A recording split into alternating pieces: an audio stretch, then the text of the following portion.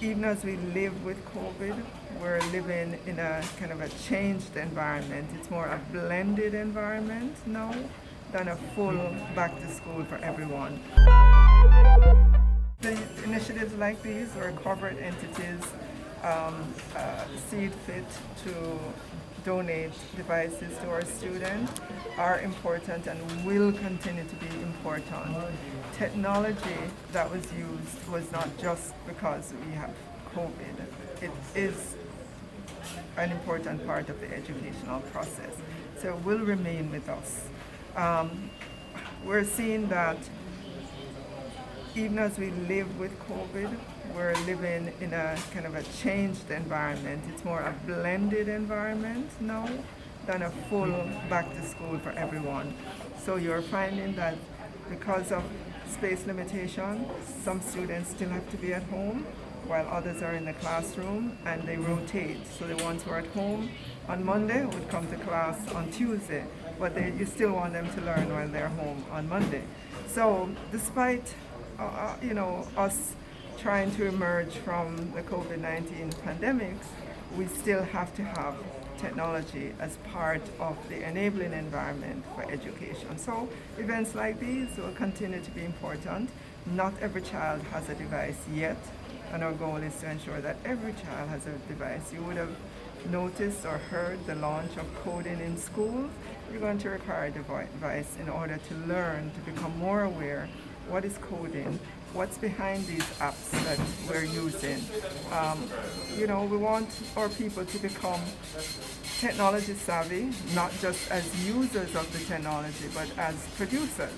And so you have to give them the tools, including the device, connectivity, the resources, the e-resources, for them to be able to develop into those digital citizens that we would like to see them become. And how close are we in getting all our schools up to speed with the 60-65% benchmark of vaccinated Well, our students? schools, many schools have indicated that they're close, and they continue to have their vaccination days. We're encouraging them to accelerate vaccinations. And you're seeing that if you go on social media, you'll see many schools advertise, when they're having it, and so that parents and students can know. And I think pretty soon we'll be able to announce schools that have reached that benchmark. And how effective has the Yard-to-Yard initiative been? How many students would have been found by the initiative? Okay, so the Yard-to-Yard initiative would have started back during the summer when we had our summer school, but it's going to pick up steam as we head back more and more students into the face-to-face environment, because then you will know clearly that the student didn't show up, so we know we need to go to their homes and talk to their parents and see what's going on.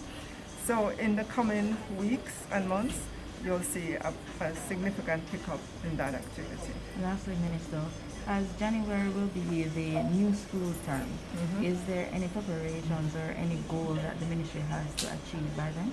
Yeah, we have many priorities in the education sector. Come January, we want to see more of our primary schools have specialist teachers in them. Come January, we want to see the rollout of our 7-year high school, in which students will have the opportunity for 2 more years to develop their skills, so that they are better prepared for the world of work or tertiary education.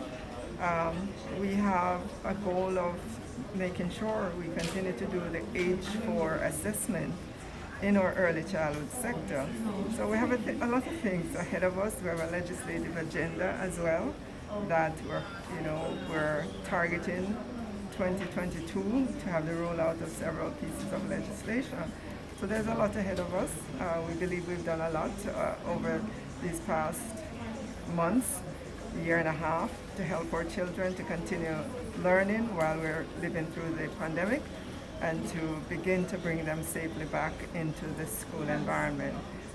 But we still have a heavy agenda ahead of us.